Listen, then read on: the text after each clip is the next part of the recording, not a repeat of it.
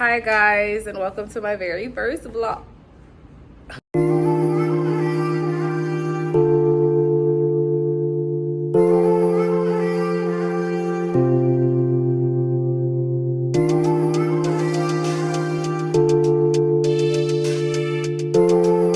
So embarrassing. Whatever. This is gonna be as real and authentic as I possibly can be. No, it's gonna be as real as authentic as I possibly can be. So it's me. Look, it's 11:54 a.m.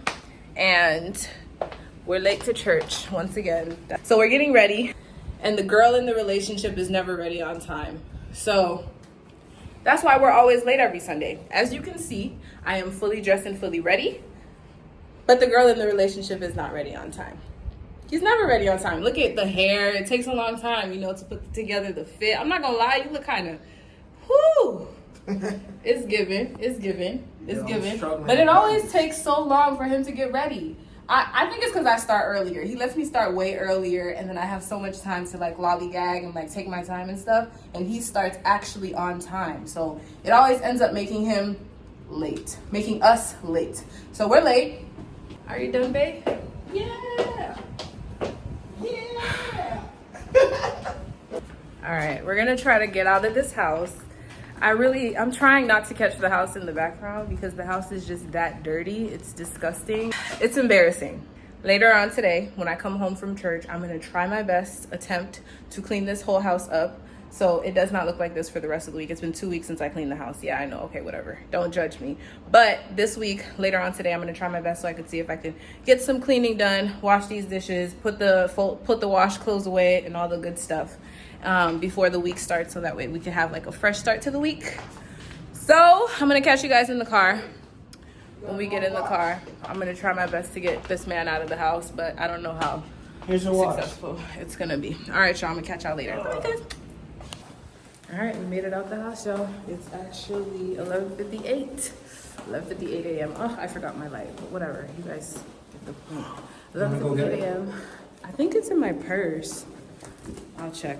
11:58 a.m. So we should make it to church at around 12:15, which is still not good enough. But we'll try again next Sunday.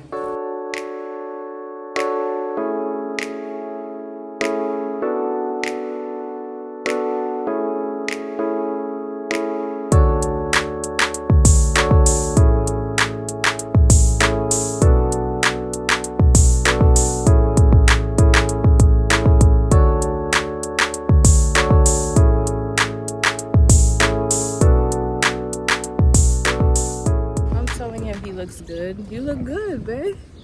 I love it. I love it. It's giving the Rendells a good name. Go the Rendells. Okay, we finally made it to church. Now I'm about to go inside, y'all. So I'll check you guys afterwards. Bye.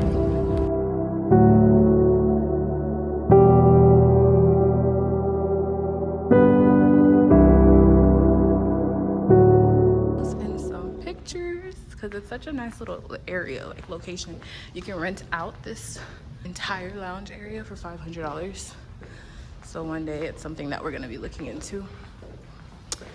We just finished taking pictures and video content. Cliff is just a little irritated because he's hungry, and I made him come out here and take pictures.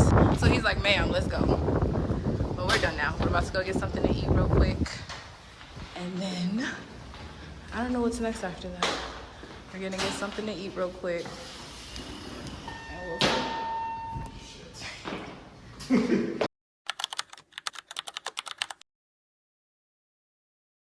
It's been raining all week, so I kind of woke up and I was just like, no, not today.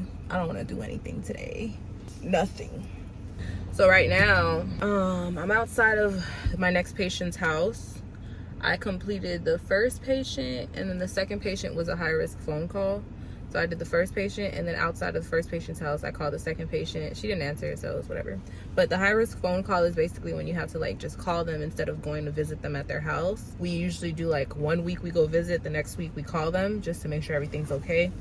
It's kind of like a visit but on the phone, but those ones don't get paid, which is why I don't like them. She didn't answer, so I just put in a note, and then I came here.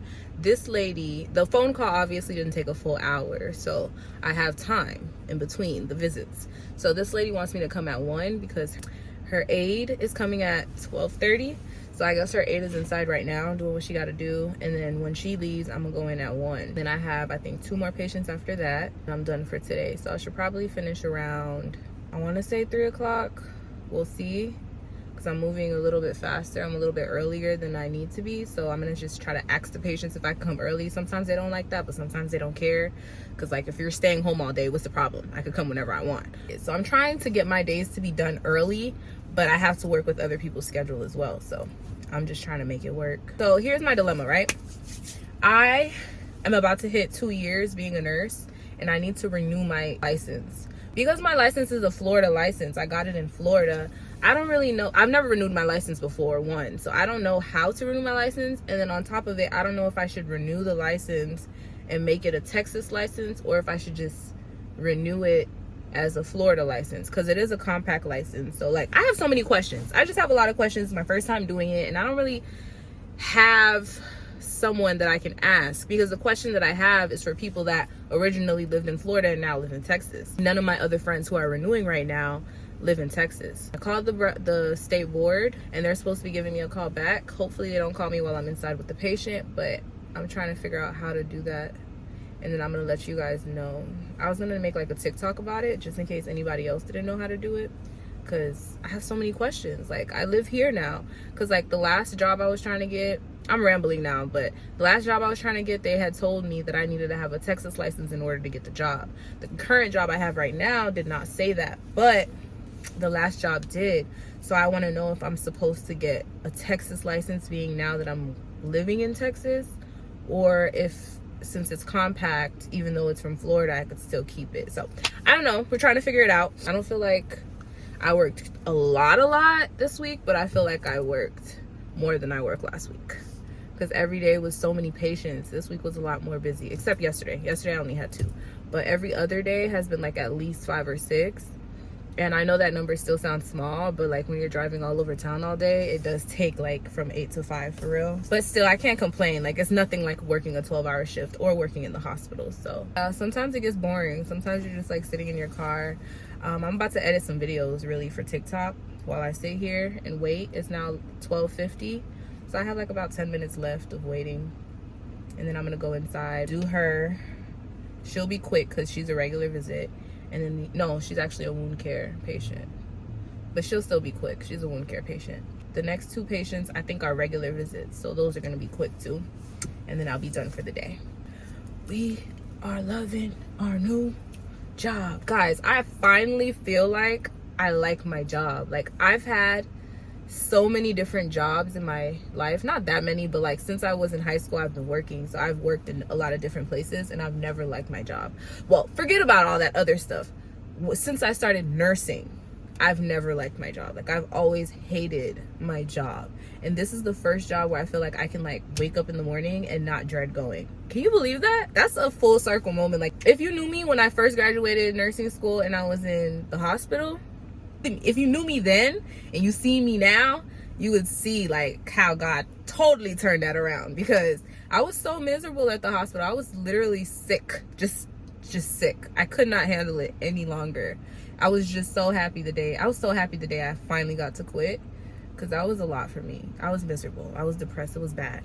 So now, like, I could finally say, like, every day I don't feel like the next day is coming. Like, I used to get anxiety when the next day was coming, because I knew I had to go to work. Even when I was working at the facility that I was working at before here, still full-blown anxiety, because I'm like, I don't want to go. Like, I hate it here, and I know that I had to go or I wouldn't be able to pay my bills. So like, that was hard. But now it's finally over, and now I feel like I can wake up in the morning and like what I do. I feel like I have so much flexibility. I feel like the job is fun. Like, so many times I like get to go to patients' houses, and I'm just sitting there talking to old people, and they're telling me their life story for like hours at a time. Like, this is soft life nursing. This is soft life nursing, and I don't want to go back, like, ever. I never want to go back. That's why I like try to advocate online for home health, because it's such a soft life job. Like, I know people are miserable outside, because some people can do the hospital, some people like it, but some people can't do it. So it's like, you know, a lot of people sometimes they fear change, and they fear risks.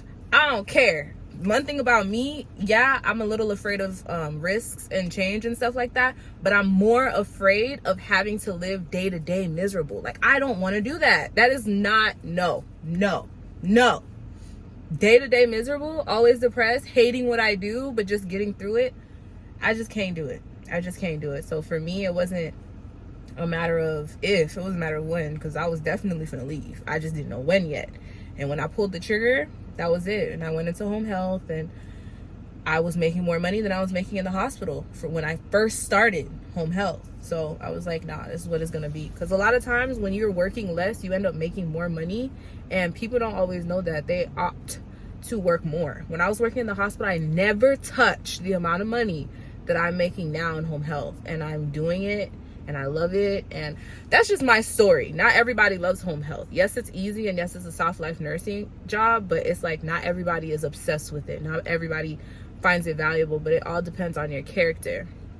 But what I wouldn't recommend is for you to stay at a job that you hate, even though you're miserable. I was speaking to one of my nurses that I was giving a report to when I was at the hospital one day. She was giving me a report, and I was telling her, I was new at the time, so I was telling her, I was like, I've been so overwhelmed, been stressed out. I cry every day before my shifts. Like, I don't feel like I'm doing this well. I'm expecting her to answer back, well, you know, you're new. This is just a new thing for you. That's why you're overwhelmed, blah, blah, blah. She's like, well, we all cry every day before work. So that means like she's 5 years in, and she's still crying every day before she goes to work.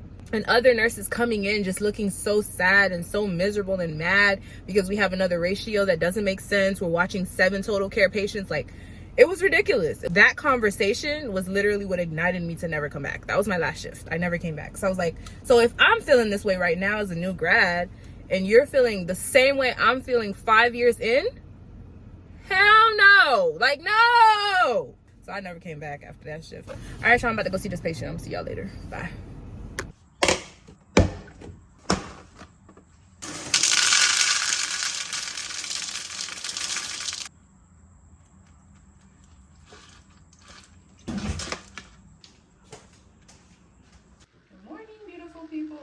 I'm running a little late, so you're gonna see me kind of going a little fast. I'm getting prepped to go in for case conference. It's Thursday. It is 8:49. Oh my gosh. I'm gonna try to hurry up real quick and get ready. Oh my gosh, my lips are so ashy. But I usually put the turban on because it's so much easier and simpler. But when I go to the office and we have like case conference, and sometimes we have guests, and there's like all of the disciplines there and the bosses and everything, I try to get just a little bit cute to go into the office. But the other days where I just go to like the patient's house, I try to just hurry up and get dressed so I can get it over with. So Cliff's dad just passed away recently, last Monday. It's been pretty hard on him, actually. He's not taking it very well. But, oh my gosh, you see this? This is not working, but whatever, we're gonna get through it. But yeah, it's been hurting him. He hasn't been taking it too well. He's been grieving. And as you guys know, we just got married. So this is my first time like dealing with the death of an in-law, seeing what that's like to navigate. Because obviously we just got married, so I've never done it before. This is the worst job I've ever done on this. So a whole bunch of blown over there. They can't tell me if my hair looks bad. No matter what it looks like, they're gonna be like, it looks good, so it's fine. But yeah, it's my first time basically navigating grieving and the grieving process while being married. I wouldn't say it's that bad. It's not horrible. Like, just trying to navigate with him, figure out the feelings, let him feel them, figure out the planning of, you know, being in another state, having to go home to, you know, bury his father. It's a lot. This is gonna come out so bad, but it's a lot. Drop in the comments how, like, tips, the best ways to navigate through helping your spouse go through grief, because I want to know, what are y'all tips? Have you guys experienced it before?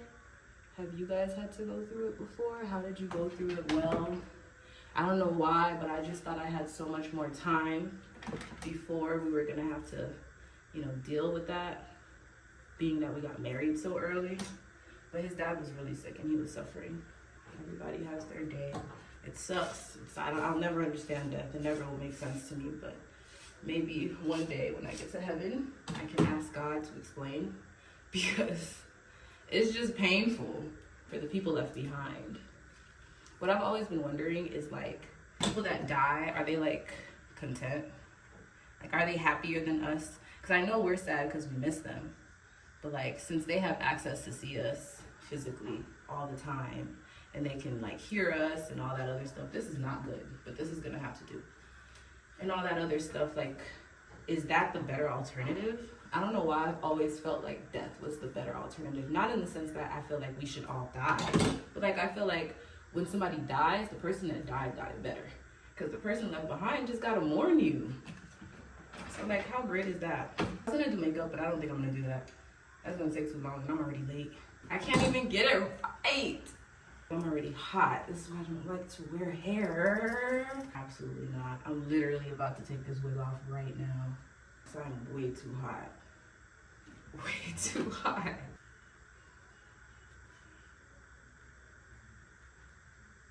But yeah, I think we navigated it pretty well. Excuse my ashy lips, but I think we navigated it pretty well. I don't think we did too bad. He's still grieving, obviously. He's gonna be grieving for a while. Some days he wants his alone time. Some days he just wants to just vibe and not really talk, which I understand, because I don't think I'll talk to anybody if my dad died. So I give him his space, and when he's ready to, like, you know, talk again, I come back and I talk to him. I pray with him, I pray for him, and we just try to take it one day at a time, because that's really all we can do. But yeah, so pray for us, guys. Pray for us. If you guys are praying people, pray for us and our navigation through this tough time, because it's a tough one. It's a tough one, especially being out of state and not being around any of your family, not being able to be like involved in the planning process and stuff like that, because you're so far away. You're really just basically coming in for the funeral, and it's your father's funeral, so it's kind of weird. Pray for us. If you guys are praying people, keep us in your prayers, so we can make it through this time. All right, y'all, I'm really late, really late. So what do you guys think of the final look? I don't think it's horrible. I think they're gonna love it. I think it's eating. I think they're gonna eat it up. Okay, all right, y'all, I'm out. I'm gonna see y'all later.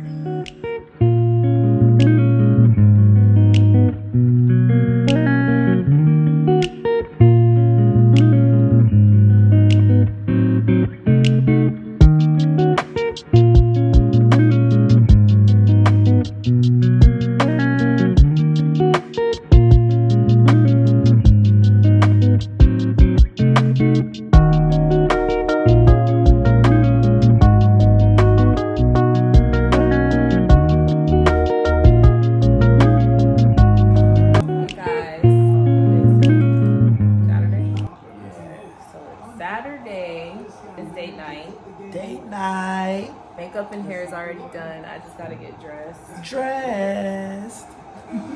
Mr. Cliff Rendell asked me to braid his hair because it's been breaking a lot. It got really dry in the back and it's been breaking. And he's kind of going for the hair growth journey right now, so he wanted me to braid it for him. So I'm twist it for him. So I'm twisting it for him real quickly. Look at the inches though.